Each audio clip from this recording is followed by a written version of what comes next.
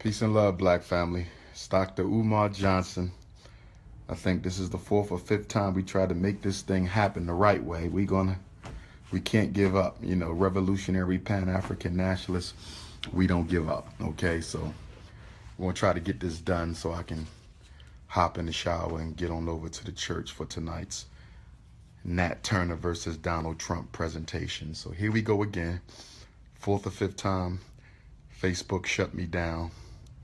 So we're going to try to make it happen. Okay, let's pick up where we were. Parents, always exercise your right to review your child's psychological evaluation report before you go to the school to review the report with the school team. Let me say this again. Never walk into a psychological evaluation review meeting if you have not first read and reviewed the evaluation yourself. That's right. When the school calls you and says, we would like to go over Prince Ifatunde's psychological evaluation, can you come in next Friday? Your response should be, no, I cannot come in next Friday because I want at least a week to review the report so I can be prepared with questions before we meet together. See, what y'all have to understand, there's no way you can be prepared with questions if you haven't been given an opportunity to review the report. Let me say this again. How can you ask insightful questions? How can you ask critical questions about your child's psychological evaluation report if you haven't had a chance to see it? So the school done already saw it. The principal read it, the teacher read it, everyone read it but you. So you're sitting around a table full of white folks, and you're the only person who has not read the psychological evaluation report. Do you understand? You are ill prepared, and you never go into battle when you are ill prepared.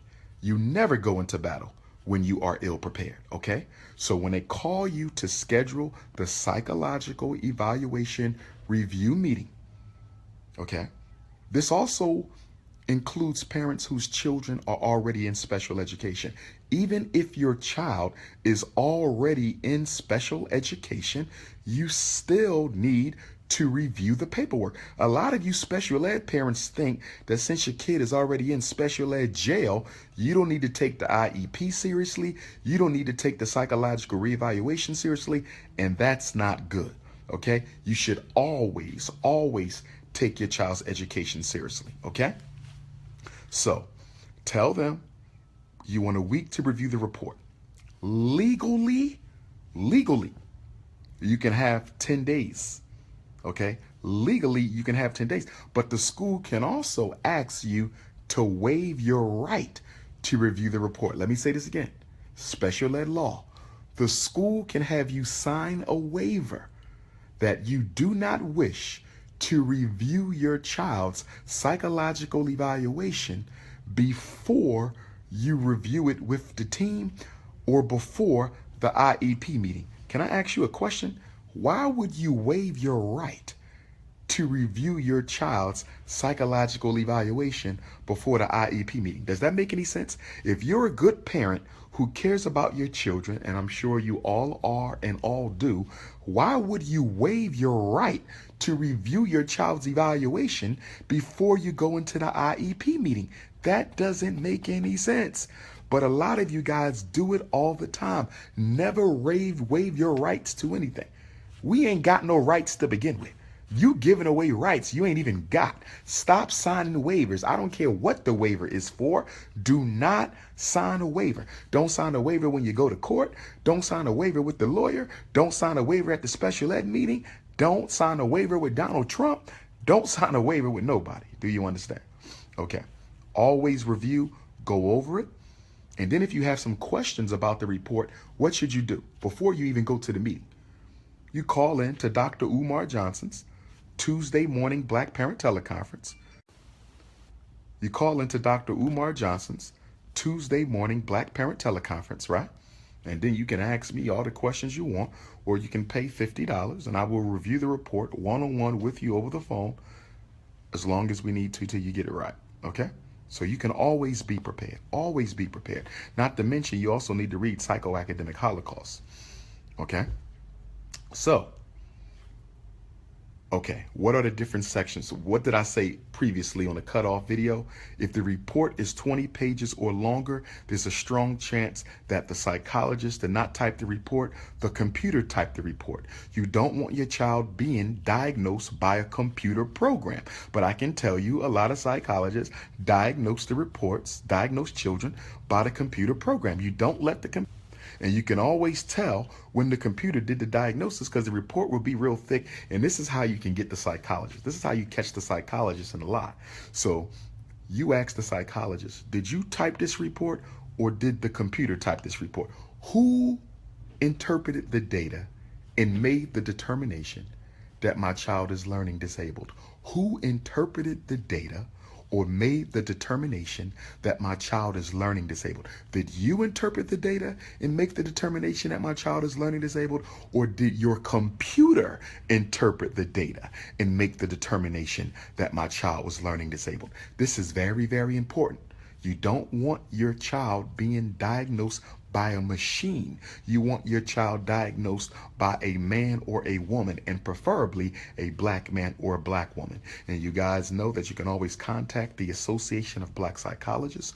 You can always contact the Association of Black Psychologists. You can email me for the email address, a phone number. Okay, the president of the Association of Black Psychologists, a very good elder of mine, Dr. Washington, Dr. Kevin Washington, down in Washington, D.C. Shout out to Washington, D.C. I will see you guys on Sunday, December the 4th, Washington, D.C. I will see you on Sunday, December the 4th at the Thurgood Marshall Center. Dr. Umar Johnson will be speaking in Washington, D.C. in the first time for 2 years. We can only sell 380 tickets. It'll be up on Eventbrite soon. We're going to talk about this whole black reality that we're about to walk into in 2017. So Washington, D.C. Okay, my Washington State, I've been trying to find a Seattle venue. No luck. Washington State, I've been trying. Indianapolis, I was going to come to Indianapolis the first day of Kwanzaa, Monday, December 26th, but I found out that the elders of Indianapolis have their Kwanzaa program on Monday, December the 26th, so I don't want to conflict or undermine the elders, so I won't be coming to Indianapolis for Kwanzaa. I tried, okay? But I'll still get back to you guys. I'm just going to work on it. I'm just going to work on it, okay? Greenville tickets, $10 if you get them online, $10, okay? At the door, $20. We got a school to build. We got a repatriation task force. We got the Unapologetically African magazine. We got the Black College and Consciousness Tour coming up. We got the Adult College and Consciousness Tour. That's right, brothers and sisters. For all of y'all who saw the Black College Tour last year on the live streams on my Facebook, I'm going to do an adult trip just for the adults. We're going to do the North Tour just for the adults. I'm looking at March. So for everybody who's over the age of 18 and you want to go on a College and Consciousness Tour because you never been to Howard, you never been to Hampton, you never been to Dell State, you never been to Cheney, and you want to learn that black history of the black colleges. Some of you guys might be 25, you want to go back to college, you want to know what opportunities are there for non-traditional students, okay? So we're going to be doing a college tour, okay? We're going to do half brothers and half sisters, okay? I can't have a bus full of sisters because you know the whole Tepper's going to start hating on me if I got a bus full of sisters, so we're going to do half brothers and half sisters, but there will be no haters on my bus. No haters. If you ever hated, you're not coming. Don't sign up because you will not get on my bus. I don't do haters. I don't like people around me who don't like me. I respect your right not to like me, but you will not occupy my space if you're a hater. That will never happen. Okay. So make sure you review the evaluation. You can always ask Dr. Umar Johnson some questions about it, the Tuesday morning conference call. You can email me the questions. You can get a private consultation. Of course, you can always read Psychoacademic Holocaust. So what are the different sections of the psychological evaluation? No, I have not found my wives yet, Margaret. I haven't found my wife. Some, good perspectives out there, but not married yet. Okay, 2 wives. Prince of Pan-Africanism, 2 wives. Anyhow, the sections of the evaluation. Number 1, the purpose of the evaluation. What is the purpose? Every evaluation should have a purpose. The purpose. Why is your child being... This child is being evaluated at parent requests due to suspicions of a learning disability. This child is being evaluated at teacher requests due to the teacher's observations that the child might be autistic. This child is being re-evaluated as part of the 3-year federally mandated reevaluations for all children with a disability. You must have a purpose of the eval. If I don't know why I'm testing a kid, what am I looking for? I need to know the purpose of the eval. So the first thing you should see, okay?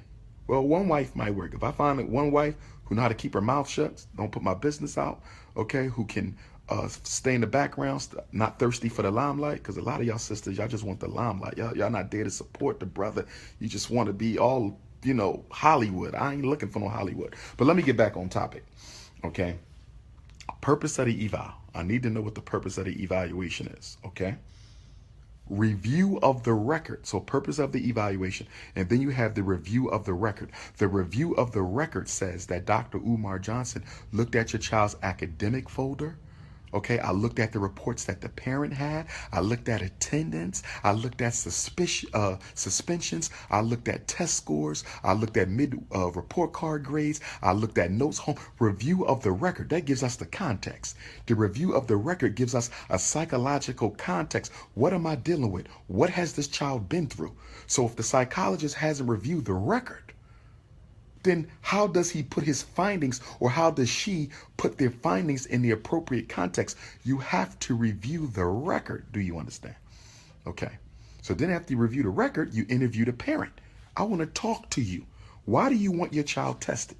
Or why did you let them test your child? And see, interviewing the parent gives you a lot of good information, because when I interview the parent, I might find out that this kid was out of school for a year. That changes things. I might find out that this kid was locked in a trunk, God forbid, for 2 hours, and he suffered psychological trauma. That changes things. When I talk to the parent, I might find out that the daddy is locked up. I might find out that the kid is a foster parent. I might find out that the parents left him on a doorstep. I might find out he was sexually abused. So I need that interview with the parent, with the primary caregiver, so I know what's going on with the child. You understand? This is very, very important. Very, very, very, very, very important. You understand? To interview that parent. You got me? So then, after I interview the parent, I then want to interview the teacher or teachers. Okay? Now, here's my problem with the teachers. Y'all know what Dr. Umar problem with the teachers? A lot of them is lazy. They ain't got no time for me to sit down and interview them. So then I have a teacher questionnaire, because I know a lot of teachers are busy. Not all teachers are lazy. They are overworked. But then we got some trifling lazy teachers, both black and white. So what I tell the teacher is, I need you to tell me what you see in your class with your own 2 eyes. How can I make an effective determination about this child when you're not telling me whether you have a problem? If the parent thinks the kid is reading disabled and you just think the kid is lazy, I need to know that. I need to know that. If you think the kid got a learning disability and a parent don't think nothing wrong with the kid, I need to know that. If the kid come to school late every day, I need to know that. If he hook his class, I need to know that. If he sleeps, I need to know. The teachers can see things that I won't see when I evaluate the kid, because I'm only going to spend a day or two with that child. A day or two, 48 hours max. The teacher is with that child all day, every day. The parent birthed that child. The parent carried that child. So there's no way I can make an effective determination without talking to the parent and the teacher. So I'm telling you, parents, stop letting psychologists diagnose your child without talking to you. If you get a psychological evaluation and the psychologist did not talk to you, you should give the evaluation back. Give it back. How can you make a determination about my child and you never even spoke to me? Do you feel me? Getting a little thirsty over here.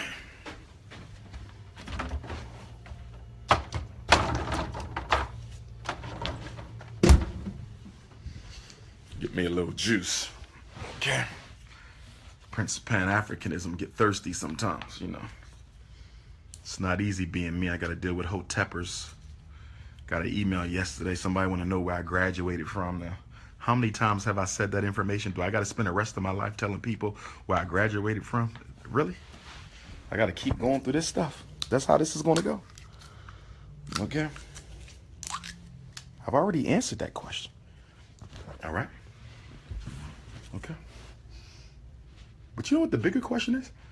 I'm the only one in my age group in the conscious community with a doctorate degree. Nobody else get no questions about why they ain't got a degree. But I get a question of where I got my degree. Ain't that crazy?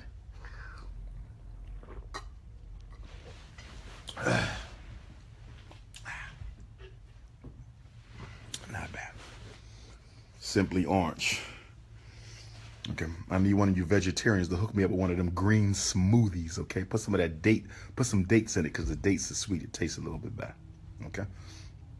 Now, you're right. The psychologist should always talk to the parent. But let me say this, in defense of psychologists, let me say this. I just talked about teachers who don't care to talk to the psychologist. Some teachers don't care. Guess what? Some parents don't care.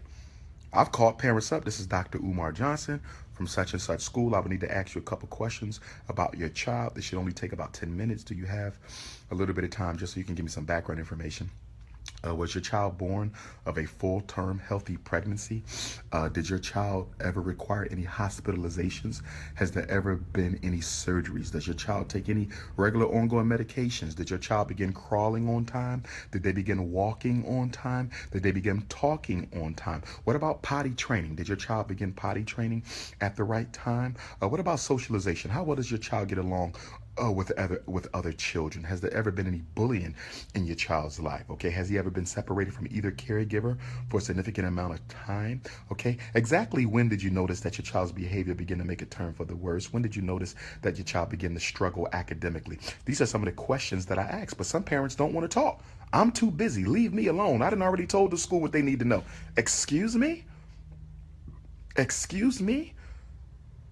I'm given the responsibility of determining whether or not your child is going to be put in special ed where they may never graduate or may end up in jail, and you don't even want to talk to me, you trifling, filthy Negro parent? Really? Oh, yeah, so I can't blame the psychologist. If the teacher don't want to talk and the parent don't want to talk, there's nothing you can do. Okay, so you have purpose of evaluation, review of the record, interview the parent, interview the teacher or teachers, okay? And then the next is observation. Two types of observations. You observe the child in the class where the alleged disability is taking place.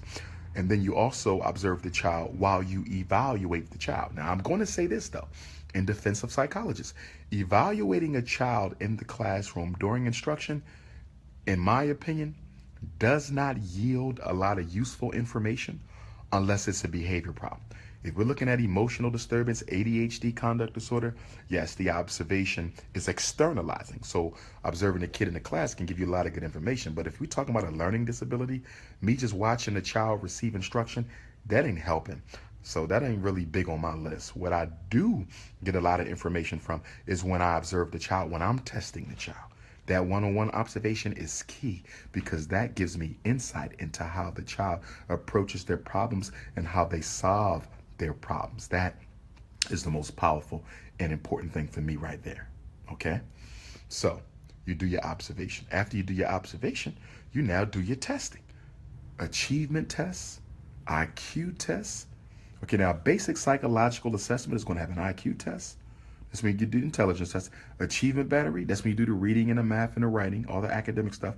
A visual motor assessment to make sure the child doesn't have any occupational motor issues. An adaptive behavior assessment to make sure the child is adaptively developing appropriately in terms of communication skills, socialization skills, self-help skills, okay, community navigation skills. Of course, you need adaptive behavior assessment to determine if a child is intellectually disabled or mentally retarded. Okay, you cannot diagnose a kid as intellectually disabled purely off the IQ score alone. So you do all your tests, right?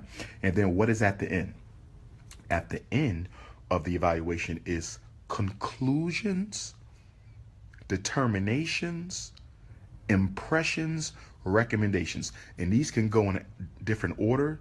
Some psychologists don't use all of the words. I say conclusions and recommendations. Some psychologists say impressions and conclusions. Some psychologists say determination and recommendations. But there's normally two more sections: a determination or conclusion, and then a recommendation and impressions. Determinations and conclusions, or recommendations and impressions. This is what we say.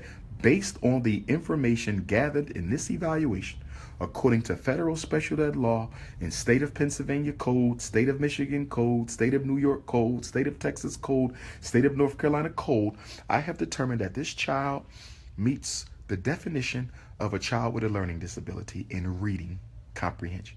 Notice what I said. What did I say? Did I say the child have a reading disability?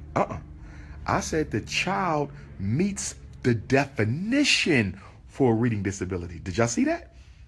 Why do we word the reports like that? Why doesn't the report just say, this child has a reading disability? The report don't say that. The report says, this child meets criteria for a kid with a learning disability. This child meets the definition of a child with a learning disability. Do you know why we say that? Why do we say that? We say that because, as I always say when I talk and with these tutorials, you cannot prove a learning disability, right? Okay? I look better than Kevin Durant. Shout out to Kevin Durant. Okay? You cannot prove a learning disability. Okay? So you don't say the child has a learning disability. You say that the child meets criteria for a learning disability, or you say the child meets the definition of a learning disability. Do you understand? That's why the language. So when you said my child has a reading disability. No, we say, I didn't say your child has a reading disability. I said your child meets the criteria for a child with a reading disability. Your child, okay, meets the definition of a child with a learning disability. As psychologists, we only deal in probabilities. As psychologists, we deal in probabilities. We cannot deal in definitives because we cannot definitively prove these diagnoses. So you definitely have to look at the wording of the report. Now, this is where you come in. When you read the conclusion or determination on your child's psychological evaluation report, do you agree with the logic of the psychologist? Do you agree with the logic of the psychologist? Does it make sense? Does it make sense to you is what I'm asking you. Does it make sense? Okay? You really say, this don't make sense. Then I probably need to take a look at it, or another black psychologist, because I'm not the only one out there fighting for our kids. Okay? But that's the most important thing. Does it make sense to you? Which is why you can let me look at it and I read it and I say, this don't make sense. They said your child is retarded because he got a 65 IQ. Well, the law says you can't determine that a kid is intellectually disabled purely off the IQ score. There must also be evidence of an adaptive behavior impairment. You understand? So I would tell you, logically, this don't make sense. Does it mean the kid was misdiagnosed? No, because I did not meet your child. But based on the logic of the report, it definitely sounds suspicious. That's why you have to read the report. A lot of you parents never read the report. You have to read it to make sure it makes sense. And guess what? Let me tell you another little secret. Let's say you read the report and you find another child's name in your child's report. Let's say you read the report and you find another child's name in your child's report. How did that happen? Your son's name is Raheem, but the report got Taekwon. Why is Taekwon's name in Raheem's report? You want to know why Taekwon's name is in Raheem's report? Because some of these psychologists are so trifling. When they find a kid who's very similar to another kid that they evaluated, guess what they do? Guess what they do? They take the other kid's report, put your child's name on it, and print it out and give it to you. They never even typed a separate report for your child. I've seen white folks do this for years and never get in trouble. So if you see another kid's name in your child's report, then guess what? You better look at that report with some suspicion, because it sounds like they took another kid's report, changed some names, put your kid name on it, and gave it to you. You better be on the lookout for that. You better be on the lookout for that. Okay? Now, let me give you something else that you need to be careful of. The other thing Hope my juice is fresh. The other thing, at the last, okay, page of the evaluation, there should be a test and measurements page. A test and measurements page. This is a page where the scores are listed. Make sure your child's scores are listed. If the scores are not listed, then guess what? There's a strong chance that they never tested your kid or never finished the testing. Some psychologists will tell you, well, I don't include the scores because parents don't understand them. That's nonsense, okay? I can teach you how to understand those scores in 10 minutes. Don't fall for that. Go to the end of that psychological evaluation report. Is there a page of score? Do you see the IQ test with the scores? Do you see the reading test with the scores? Do you see the adaptive behavior measurement with the scores? You always want the scores, because if you ain't got the scores, how can we look at that report and determine whether or not the report is accurate based on the scores? Make sure they report your child's scores. And if they say we don't do that, tell them it's not up to you. I'm the parent, and I have a right to my child's scores, and I want the scores. If you get a report without the scores, then you should give the report back. Do you understand? Do you understand? Okay? So basically, that's just a quick overview. Thank God we finally got through it. Okay, it wasn't as long as it was going to be, but I don't know when Facebook going to shut me down again. So if this is your first time watching this video, I got 2 previous videos that I just did a few minutes before this one. So just go down my Facebook feed and watch the other 2 in case I left out some information on this third one, because I had to try to attempt this tutorial like 4 or 5 times because they kept on shutting me down. Guess they let me know it's a new boss in the White House. Okay, so that's just a basic overview. Just to recap, parents, review the report before you go to the meeting. Make sure the school gives you the report before you go to the meeting. Okay.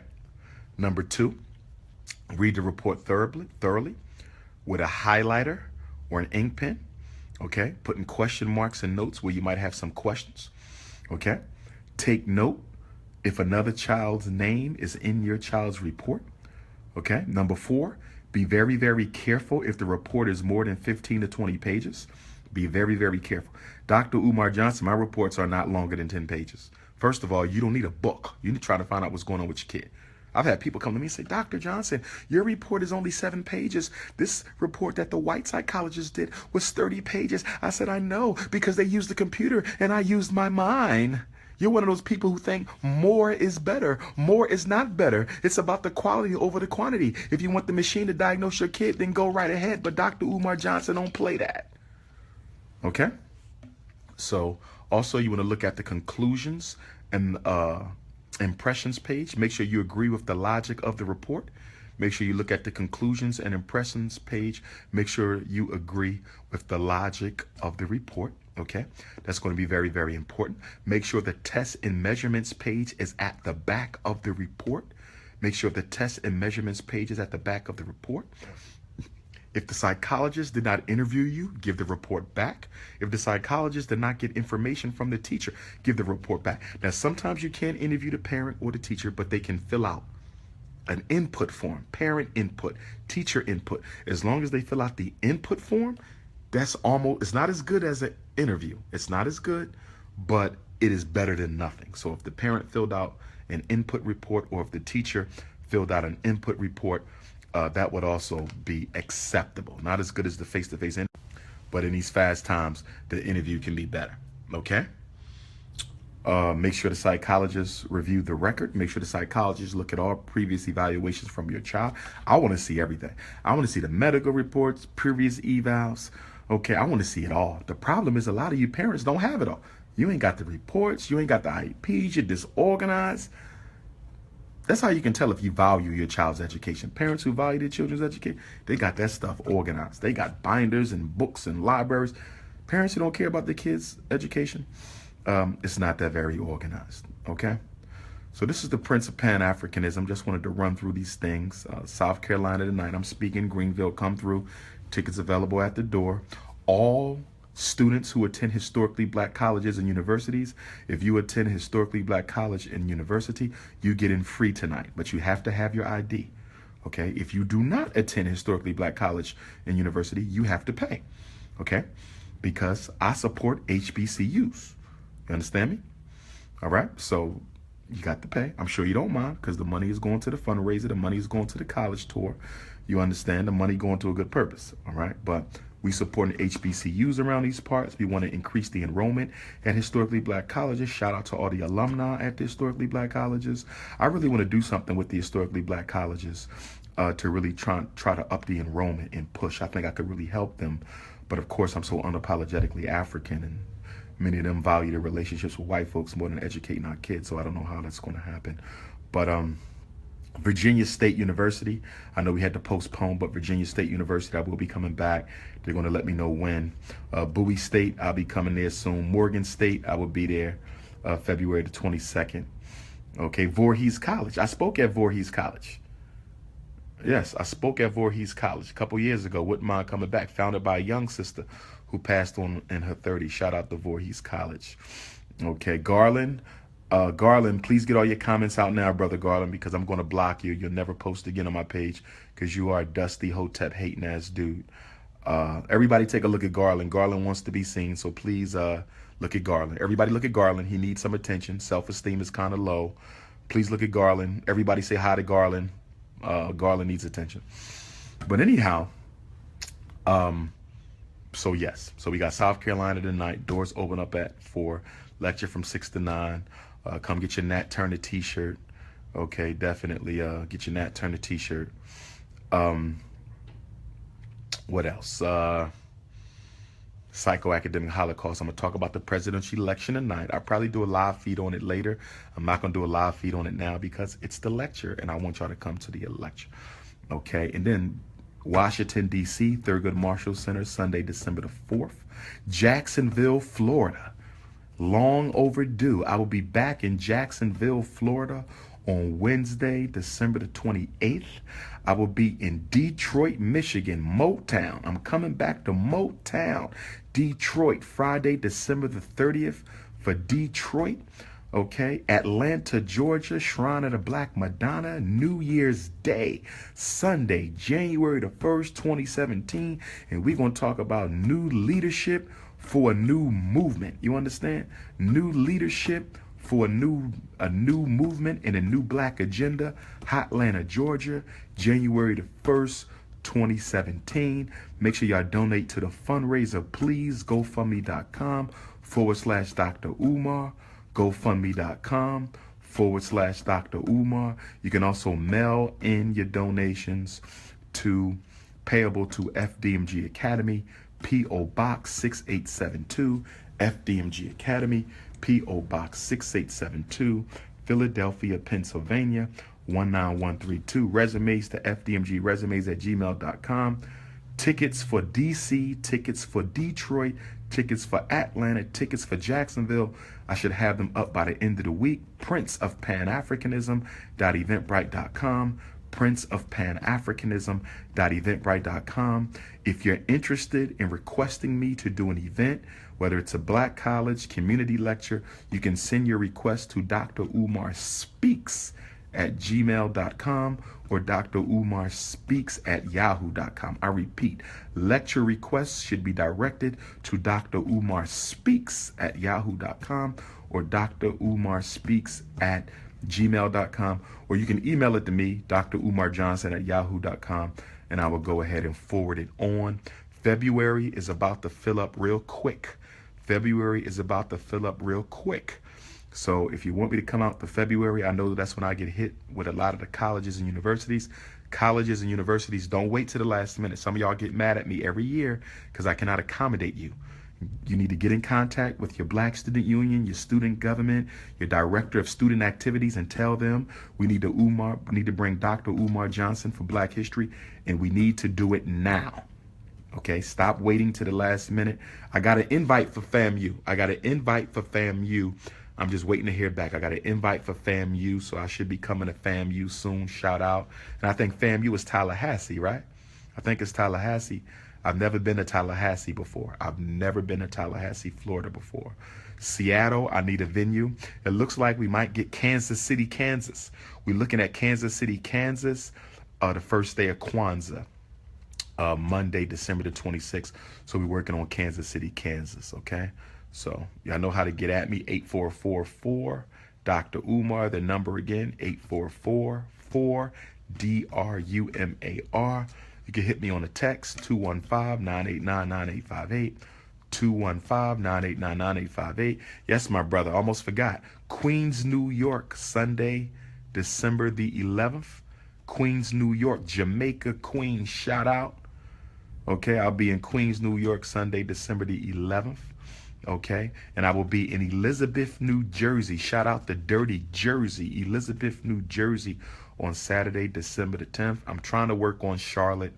Okay, trying to work on Charlotte. We're trying to get that Charlotte thing popping. Okay, so we're trying to get that Charlotte thing popping right now. Okay, so fam, keep me in your prayers. Good talking to everybody. Prince of Pan-Africanism. I do this because I love you. I love our children. You know what I mean? And I'm just thankful to the Most High that she put me in this position. Thankful to the ancestors. But we bigging up Nat Turner today. Today and tomorrow, Nat Turner Day. Nat Turner was executed tomorrow, 185 years ago, between 10 a.m. and 2 p.m. So tomorrow, between 10 a.m. and 2 p.m., pour out some libation for Nat Turner. He was executed on November the 11th, 1831, between 10 a.m. and 2 p.m. If you're going to forget or you can't do it because you're going to be at work, then tonight at midnight, make sure you pour out some libation to Nat Turner between 10 a.m. and 2 p.m., 11/11. I wish I was at Nat Turner land because I would love to go and pour libation at the site of the lynching, the site of the hanging on November 11th. In fact, that's what we're going to do next year. Next year, we're going to go to Nat Turner land on 11/11, and that's what we're going to do. More information will be coming about the Black College and Consciousness Tour. More information will be coming about the Repatriation Task Force. More information will be coming about FDMG. More information will be coming about all the things that I'm working on. So stay with your boy, Prince of Pan-Africanism, race first renegade, most requested scholar.